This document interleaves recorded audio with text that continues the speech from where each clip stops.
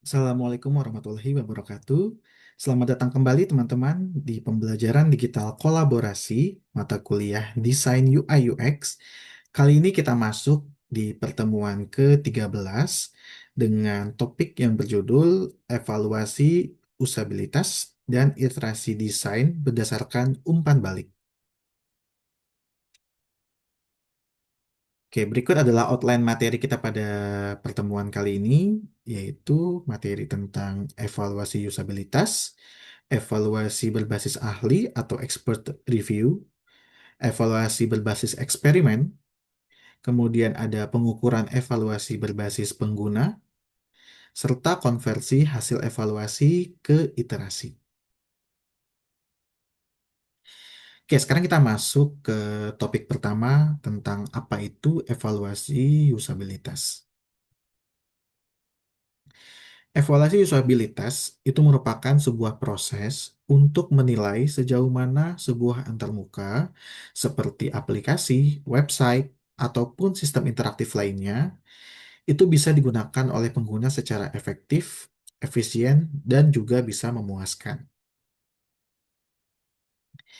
Jadi dalam arti secara harfiah, usability atau bahasa Indonesianya yaitu kegunaan merupakan salah satu komponen inti dalam UX atau dalam user experience yang mengacu pada seberapa baik seorang pengguna dapat menggunakan sebuah desain untuk mencapai tujuan tertentu dalam konteks tertentu. Yang merupakan definisi dari Interaction Design Foundation.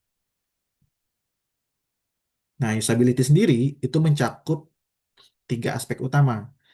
Pertama, effectiveness, yaitu apakah pengguna itu bisa menyelesaikan tugas dengan benar.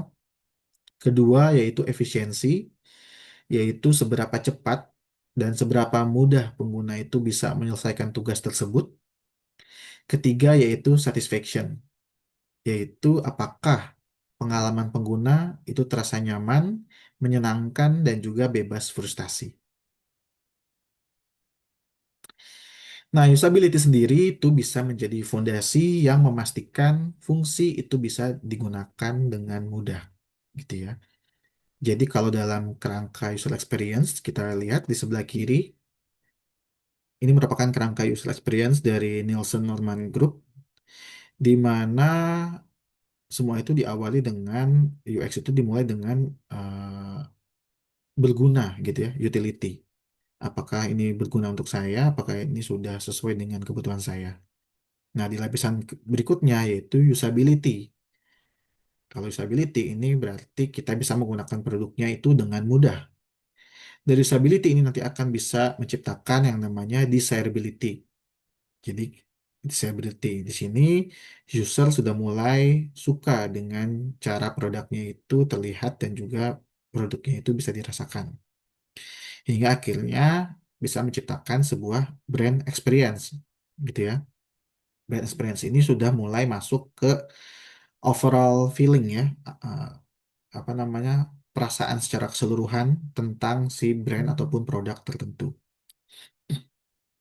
Jadi, usability ini berada di antara utility dan juga desirability. Jadi, kalau nggak ada usability, maka tidak akan ada desirability.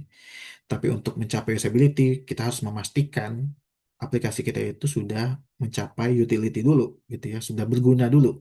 Baru nanti masuk ke usability dan seterusnya. Jadi, walaupun sebuah produk itu punya fitur yang cukup bermanfaat gitu ya. Tapi kalau misalkan nggak usable, misalkan dia itu sulit digunakan, bikin bingung, ataupun bisa bikin frustasi, maka secara pengalaman pengguna keseluruhannya itu bisa tetap dianggap buruk.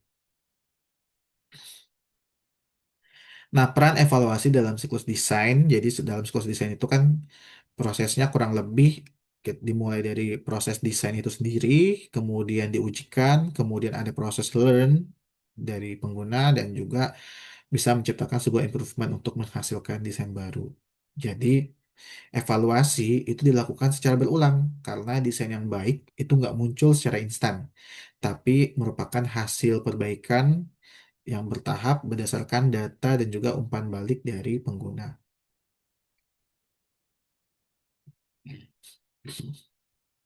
Nah, peran evaluasi dalam siklus desain antara lain, pertama, untuk mengidentifikasi bottleneck interaksi yang bisa menghambat pengguna untuk mencapai tujuan. Kedua, untuk menguji asumsi desain, apakah benar pengguna itu bisa memahami alur dan fungsinya. Ketiga, untuk mengurangi risiko kegagalan produk, terutama ketika nanti digunakan oleh pengguna dalam jumlah besar. Keempat, untuk mengambil keputusan desain berbasis data, jadi bukan berdasarkan opini maupun preferensi pribadi desainer. Kelima, untuk menjamin kualitas pengalaman pengguna, supaya solusi yang dihasilkan itu bisa mudah dipelajari, mudah digunakan, dan juga minim kesalahan. Nah, elemen-elemen usability berdasarkan Interaction Design Foundation itu ada 7 ya, teman-teman. Yaitu navigation, familiarity, consistency, error prevention, feedback, visual clarity, dan juga flexibility dan efisiensi. Nah, apa saja itu semua? Pertama, navigation. Navigation itu artinya pengguna harus dapat bergerak dari satu halaman ke halaman lain dengan mudah dan juga memahami struktur aplikasi dan mengetahui di mana mereka berada. Kedua yaitu familiarity, jadi elemen antarmuka itu harus selaras dengan apa yang udah biasa ditemukan oleh pengguna. Misalkan itu icon, istilah, ataupun pola interaksi yang familiar supaya bisa mengurangi beban kognitif. Ketiga yaitu konsistensi. Jadi desain itu harus konsisten, misalkan warnanya, tipografinya, label, icon, maupun pola interaksi. Karena yang namanya konsistensi itu bisa mengurangi keraguan dan juga bisa memudahkan pengguna dalam membangun ekspektasi. Keempat, yaitu error prevention.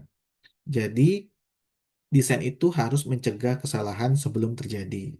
Misalnya, kita adakan yang namanya validasi form, maupun adanya konfirmasi tindakan yang berisiko, atau kita bisa disable tombol pada kondisi tertentu. Misalkan, formulirnya belum terisi lengkap, maka button untuk submitnya itu disable. Itu bisa disebut dengan error prevention.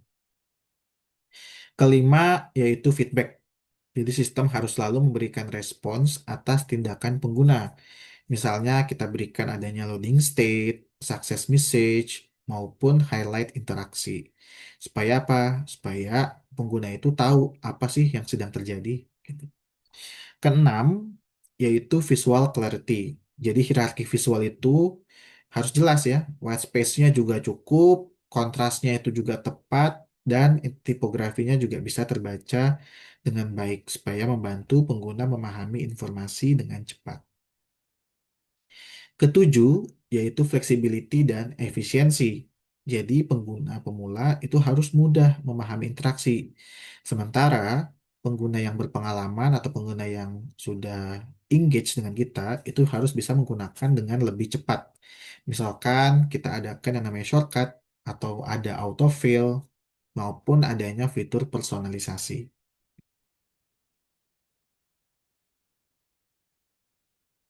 Oke, sekarang kita masuk ke topik berikutnya, materi berikutnya yaitu evaluasi berbasis ahli atau expert review. Nah, evaluasi berbasis ahli ini merupakan sebuah metode evaluasi usability yang dilakukan oleh satu atau beberapa evaluator yang pastinya mereka punya pengalaman yang cukup ya dalam bidang UI UX. Tujuannya untuk mengidentifikasi masalah-masalah dalam antarmuka tanpa melibatkan pengguna secara langsung. Jadi biasanya evaluasi berbasis ahli ini kita kayak semacam minta penilaian ke beberapa orang-orang yang expert di bidang UI UX sebelum kita ujikan lagi ke pengguna. Seperti itu. Nah, dalam evaluasi berbasis ahli itu ada satu metode yang paling populer gitu ya, yaitu Heuristics Evaluation atau HE.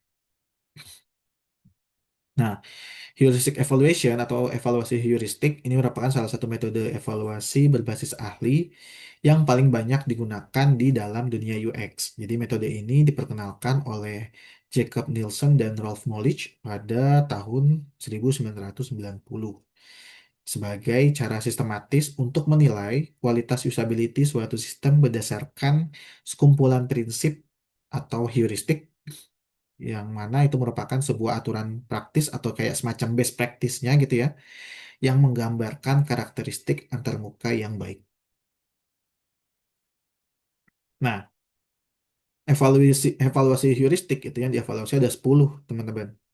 Pertama, visibility of system status, match between system and the real world, user control and freedom, consistency and standards, error prevention, recognition rather than recall, flexibility and efficiency of use, aesthetic and minimalist design, help user recognize, diagnose, and recover from errors, help and documentation.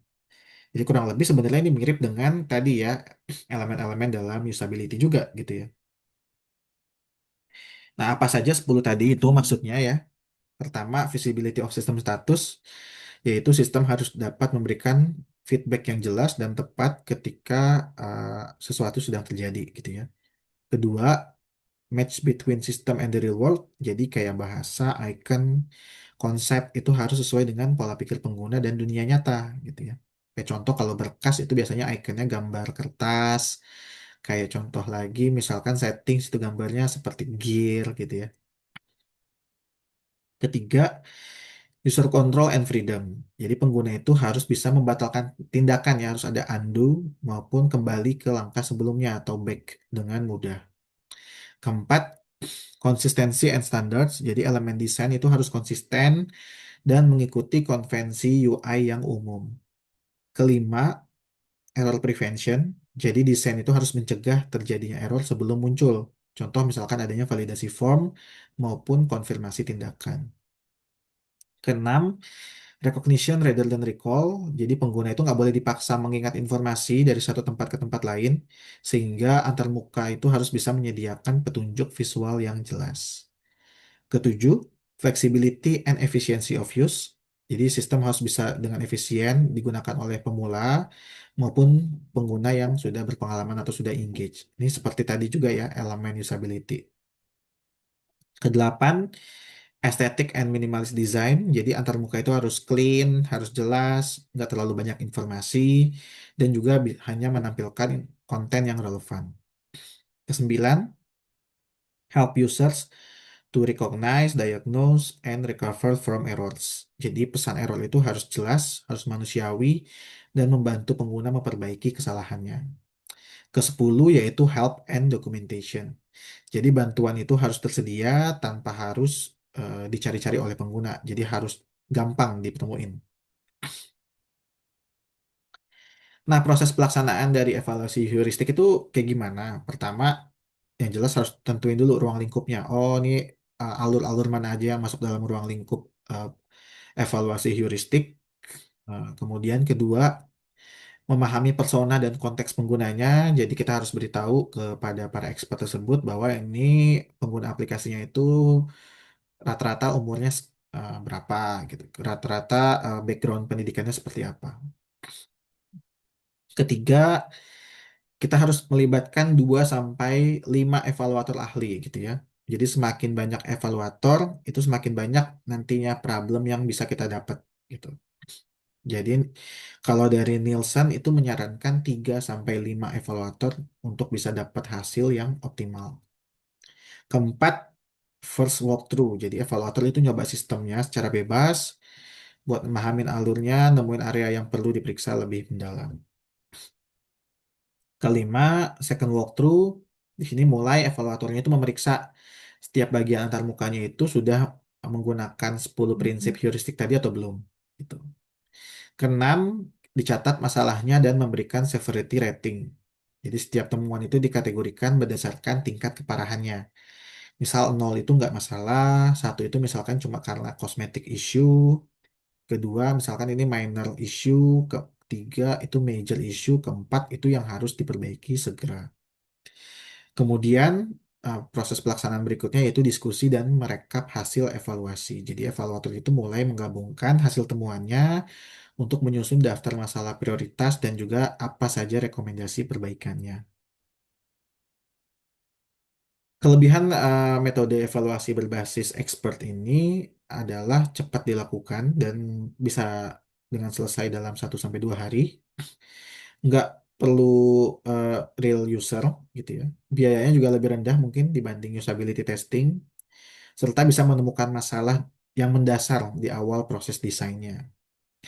Nah, keterbatasannya, tapi ini bergantung pada tingkat keahlian evaluator gitu ya, seberapa expert juga si evaluator tersebut.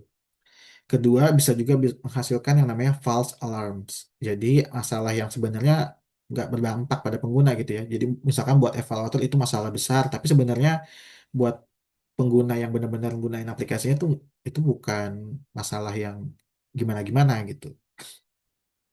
Ketiga, nggak bisa mendeteksi masalah perilaku pengguna yang aslinya. Keempat, dia bukan mengganti usability testing ya yang jelas. Jadi tetap walaupun kita sudah melakukan metode evaluasi berbasis ahli, kita tetap harus melakukan usability testing yang langsung diberikan kepada pengguna. Nah, untuk metode evaluasi yang berbasis pengguna itu ada yang namanya berbasis eksperimen, ada yang juga berbasis penggunanya secara langsung dengan ada yang disebut apa namanya konversi hasilnya gitu ya. Nah, ini kalau evaluasi berbasis eksperimen, ini pendekatan yang mengukur kualitasnya dengan cara menguji elemen-elemen tertentu melalui skenario yang terkontrol. Ini ada 4 contoh metode evaluasi berbasis eksperimen. Sebenarnya mungkin ada lebih dari 4 juga gitu ya. Pertama ada A/B testing, kemudian ada task success rate, ada card sorting, dan juga ada eye tracking. Nah, A/B testing ini merupakan proses perbandingan dua versi desain. Misal versi A itu sebagai kontrolnya dan versi B itu sebagai variasinya. Jadi di sini tujuannya adalah untuk mengetahui desain mana yang memberikan performa terbaik berdasarkan metrik tertentu. Jadi di sini contohnya 5.000 user akan menggunakan desain A, seberapa besar conversion rate-nya, kalau kemudian 5.000 user menggunakan desain B, dan seberapa besar conversion rate-nya. Oh ternyata eh, dengan desain B ini persentase conversion rate-nya lebih bagus nih, berarti kita bisa ambil kesimpulan desain B itu memiliki conversion rate yang lebih tinggi sehingga bisa kita ambil sebagai desain finalnya. Kemudian ada task success rate. Jadi di sini ukuran kuantitatif buat menilai seberapa banyak pengguna itu bisa menyelesaikan suatu tugas tertentu dalam antarmuka. Jadi di sini TSR membantu memahami apakah alur interaksinya itu udah dirancang dengan jelas, udah mudah diikuti, dan juga bebas dari kesalahan. Biasanya yang diukur dalam TSR ini adalah completion rate-nya. eh, Misalkan user itu diberikan 5 tugas, dari 5 tugas itu mana berapa banyak tugas yang berhasil dilakukan. Misalkan 4 dari 5 tugas berhasil dilakukan oleh user. Kedua, error rate-nya ya tadi kebalikan dari completion rate, berarti ya 1 dari 5 tugas itu gagal dijalankan oleh user.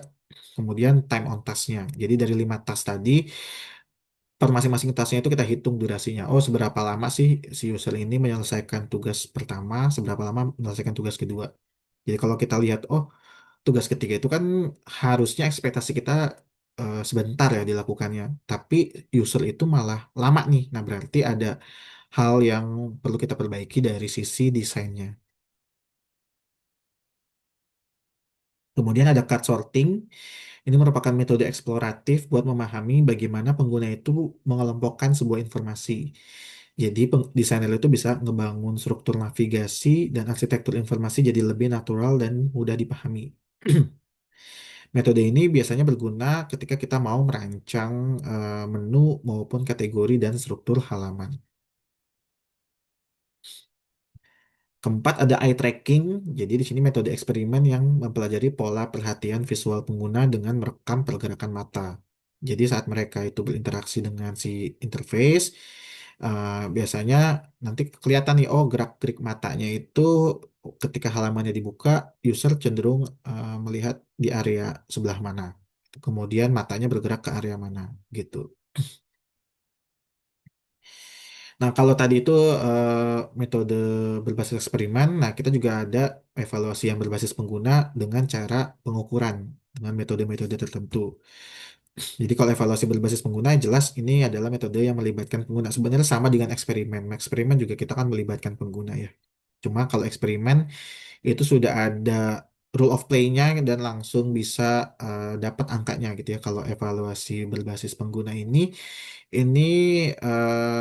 kita memberikan kita melibatkan pengguna untuk menilai kualitasnya itu secara umum dan untuk hasil eh, penilaiannya itu ada cara atau teknik untuk melakukan perhitungannya tersendiri gitu. Nah, kalau untuk melakukan pengukuran evaluasi berbasis pengguna, ini yang populer biasanya ada sistem usability scale, ada single is question, dan juga ada user experience questionnaire. Nah, nanti setelah sesi ini saya akan menjelaskan salah satu cara pengukuran evaluasi berbasis pengguna ya, yaitu di sistem usability scale. Nah, sistem usability scale ini merupakan alat ukur usability yang paling banyak digunakan secara internasional ya. Ini diperkenalkan oleh John Brooke pada tahun 86 yang mana terdiri dari 10 pertanyaan, 10 pernyataan yang masing-masing dijawab menggunakan skala Likert 1 sampai 5, yaitu sangat setuju, sangat tidak setuju sampai sangat setuju. Nah, SUS itu sendiri berfungsi untuk mengukur persepsi usability keseluruhan dari sebuah sistem, sehingga sering digunakan setelah penggunanya itu mencoba menggunakan prototipe maupun produk digital dalam sebuah skenario tugas. Jadi teman-teman, 10 pernyataan atau pertanyaan SUS itu sudah template ya. Jadi memang sudah pasti seperti ini pertanyaannya. Pertanyaan pertama itu pasti tentang I think that I would like to use the system frequently. I found the system unnecessarily complex. I thought the system was easy to use. I think that I would need to support of a technical person to use the system. Nah, jadi kalau teman-teman perhatiin, pertanyaan yang ganjil itu cenderung pertanyaan yang positif ya. Sehingga kita berharap pengguna itu bisa menjawab strongly agree atau sangat setuju. Sedangkan pertanyaan-pertanyaan yang genap gitu ya, kayak I found the system unnecessarily complex, I think that I would need the support of a technical person, itu kan cenderung pertanyaan-pertanyaan yang negatif ya. Jadi untuk pertanyaan-pertanyaan negatif ini kita berharap user harusnya menjawabnya strongly disagree atau sangat tidak setuju gitu. Nah, karena di sini ada bercampur ya kalimat positif dan kalimat negatif, maka untuk proses perhitungannya pun juga ada metodenya tersendiri. Jadi cara hitung SUS itu langkah-langkahnya untuk pernyataan yang nomornya ganjil atau tadi ya pernyataan-pernyataan positif itu untuk mendapatkan skornya adalah jawaban dikurangin satu. Jadi kalau misalkan usernya itu milih 5 atau sangat setuju, maka 5 dikurangin satu yaitu 4. Kalau usernya itu memilih sangat tidak setuju, berarti kan satu ya. Satu dikurangin satu sama dengan 0. Nah, untuk pernyataan yang nomornya genap, itu dapetin skornya adalah 5 dikurangin jawabannya gitu. Jadi kalau eh, dalam pernyataan yang genap ini user itu milih yang strongly disagree atau satu, maka skornya adalah 5 kurang satu yaitu 4. Artinya bagus. Kemudian skor-skor itu dirapel gitu ya, dihitung, dikalkulasi untuk seluruh pernyataan sehingga nanti akan menghasilkan skor antara 0 sampai 40. Lalu 0 sampai 40 itu dikalikan dengan 2,5 sehingga nanti akan memperoleh nilai akhir. Nanti lebih lengkapnya akan kita coba praktekkan ya. Nah, di dalam Skorsus itu ada interpretasinya juga, teman-teman. Nah, kalau kita lihat di sini, interpretasi yang eh, cukup dibilang bagus gitu ya secara sifatnya, yaitu skor yang berada di rentang 73 sampai 74 ya. Kalau di atas 73 ataupun 74, maka itu bisa kita katakan usability-nya sudah cukup baik atau acceptable seperti itu. Oke, berikutnya yaitu single is question, yaitu alat ukur berupa satu pertanyaan buat mengukur tingkat kemudahan pengguna dalam menyelesaikan satu tugas tertentu. Jadi dalam SEQ ini dilakukan setelah penggunanya itu menyelesaikan setiap task dalam usability testing. Nah, kalau pertanyaan SEQ biasanya itu berupa seberapa mudah atau sulit tugas ini diselesaikan. Nah, kemudian nanti pengguna kan nilai dari skala 1 sampai 7, di mana satunya itu sangat sulit, 7-nya itu sangat mudah. Kemudian nanti dari keseluruhan task akan dirata-ratakan skornya berapa. Seperti itu. Jadi dalam SEQ kita kan bikin solusi desain nih. Misalkan ada 5 tugas yang kita berikan kepada user. Pertama, tugas untuk registrasi, tugas untuk login, tugas untuk ubah password, tugas untuk ubah profile misalkan, ataupun tugas untuk check out. Nah, nanti di setiap tugasnya, ketika pengguna itu sudah menyelesaikan tugasnya, kita tanyakan, nah dalam menyelesaikan tugas ini, menurut kamu seberapa mudah nih dari skala 1 sampai 7? Nanti mereka kan jawab berapa. Kemudian kita tanyakan alasannya juga. Kalau misalkan mereka rasa skornya 3 gitu ya, kita tanyakan balik, eh, kira-kira bagian mana yang perlu diimprove? Kenapa menurut kamu ini sangat sulit? Seperti itu.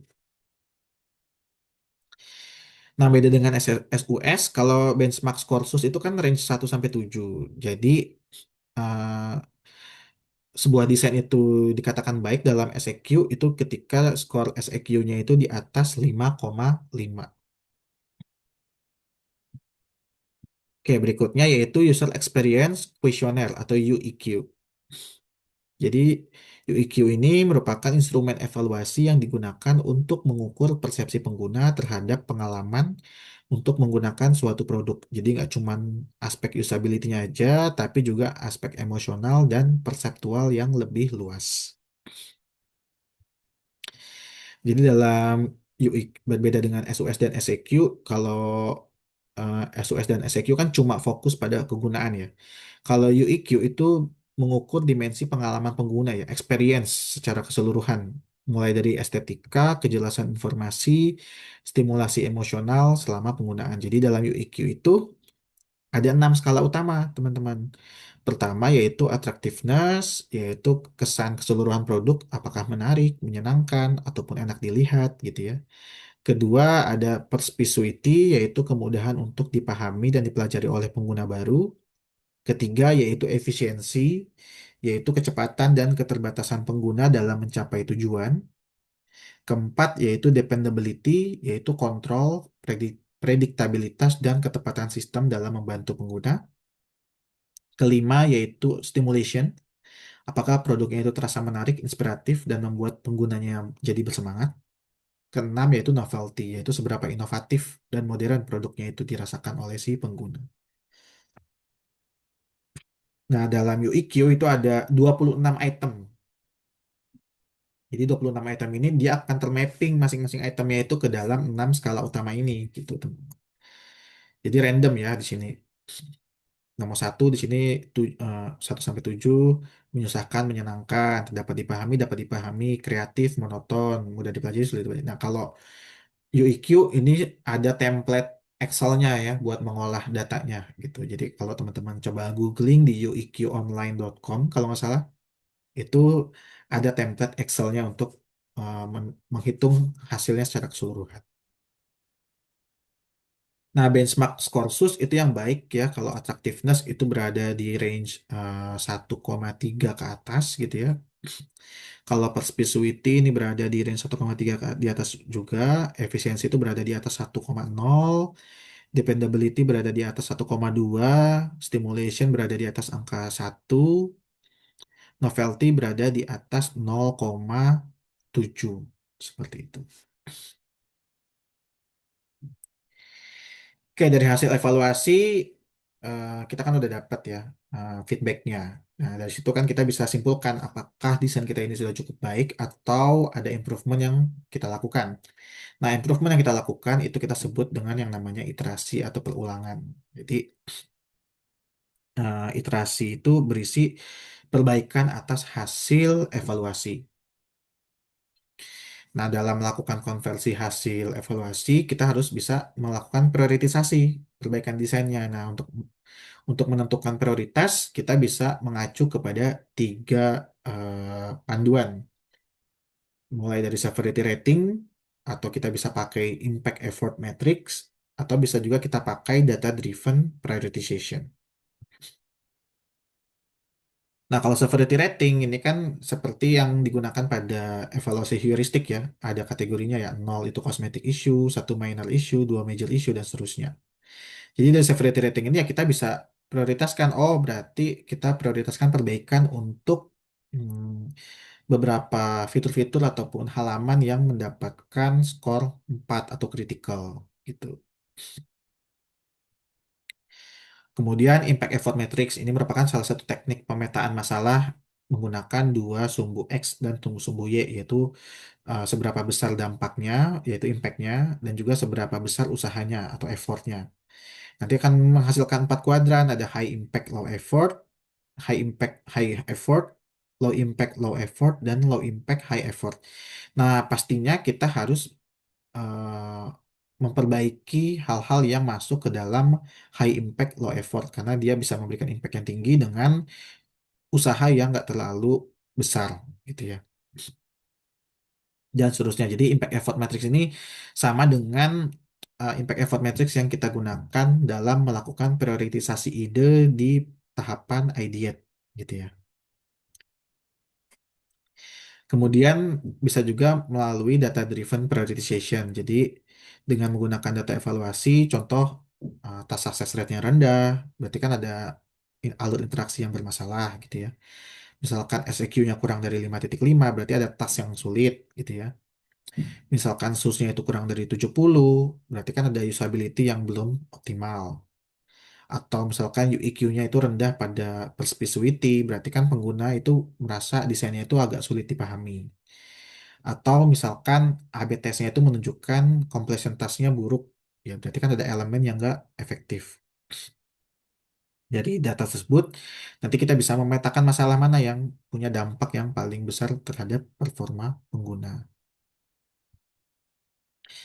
Pada intinya, ketika kita mau melakukan iterasi desain, kita harus berprinsip pada satu, perbaikan kecil yang berdampak besar. Kedua, kita bisa fokus pada clarity atau kejelasan. Ketiga, kita harus konsisten. Keempat, desainnya tetap harus bisa mengurangi beban kognitif. Kelima, kita harus bisa menguatkan feedback dan juga error prevention. Keenam, yang jelas iterasi harus cepat ya, eh, lewat prototyping yang mudah diubah. Ketujuh, harus berbasis bukti, bukan selera. Seperti itu. Nah, dalam iterasi, kita perlu dokumentasikan juga gitu ya. Mulai dari before, after, perbandingan sebelum dan sesudahnya. Kemudian, kalau sudah ada hasil desainnya dan hasil dari implementasinya, kita bisa masukkan dari insight-nya, problem, kemudian menjadi rekomendasi, dan juga revisi. Kemudian ketiga, kita berikan bukti peningkatan dalam bentuk metrik ya. Misalkan SUS-nya naik dari yang tadinya 62 jadi 78. Keempat, kita dokumentasikan eh, bagaimana cara kita melakukan pengambilan keputusan gitu ya. Alasannya apa? Oh, misalkan karena adanya hasil heuristik atau misalkan adanya komentar pengguna ataupun adanya hasil A/B testing. Baik, untuk materi terkait evaluasi usability cukup sekian. Berikutnya, teman-teman, saya akan menampilkan bagaimana cara untuk membuat formulir survei untuk sistem usability scale dan bagaimana cara melakukan penghitungan hasil dari SUS-nya.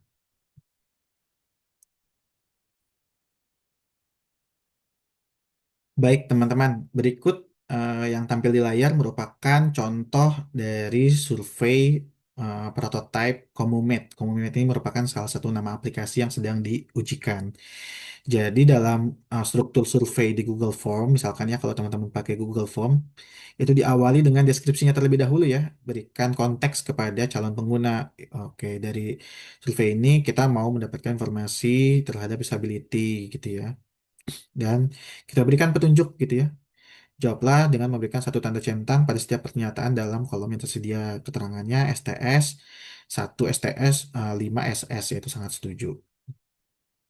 Kemudian kita tambahkan jawaban singkat untuk memasukkan nama pengguna. Misalkan kalau misalkan teman-teman tidak ingin memasukkan nama, teman-teman bisa ubah menjadi misalkan background pendidikan dan data lainnya gitu yang teman-teman butuhkan.